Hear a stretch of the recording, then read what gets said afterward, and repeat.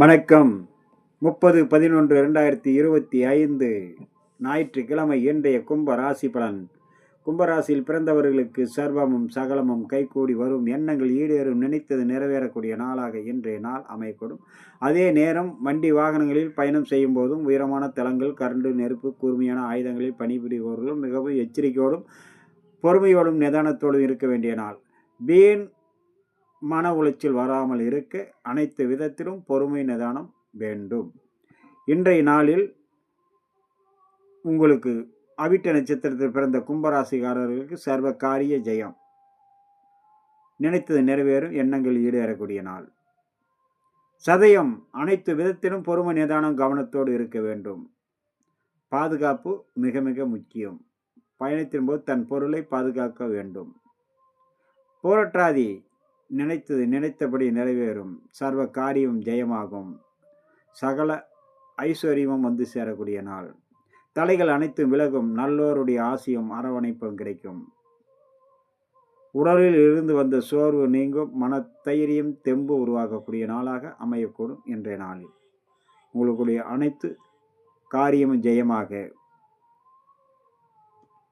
சூரிய பகவானையும் சிவபெருமானையும் உங்களுடைய குலதெய்வத்தையும் மனதார பிரார்த்தனை செய்யுங்கள். இன்றைய நாள் உங்களுக்கு சர்வ சிக்கல்களும் விலகும், மன சாந்தமும் சந்தோஷத்தை உண்டாக்கக்கூடிய நாளாக அமையக்கூடும். அடுத்ததாக நம்ம காண இருப்பது மீன ராசி பலன். மீன ராசியில் பிறந்தவர்களுக்கு சர்வ தடைகளும் விலகக்கூடிய நாள். சிக்கல்கள் தீர்வாகும், புதிய மன தைரியம் தெம்பு வந்து சேரும். நினைத்தது நினைத்தபடி இன்பமும் மகிழ்ச்சியும் கிடைக்கக்கூடிய நாளாக இன்றைய நாள். சிறிய சிறிய மன உளைச்சல் இருக்கும், மற்றபடி பெரிய அளவுக்கான எந்த விதமான தடைகளோ சிக்கல்களோ இல்லாத நாள் இன்றைய நாள் உங்களுக்கு. மீனராசியில் வரக்கூடிய போராட்டாதி 4ஆம் பாதம் சர்வ காரிய ஜெயம்.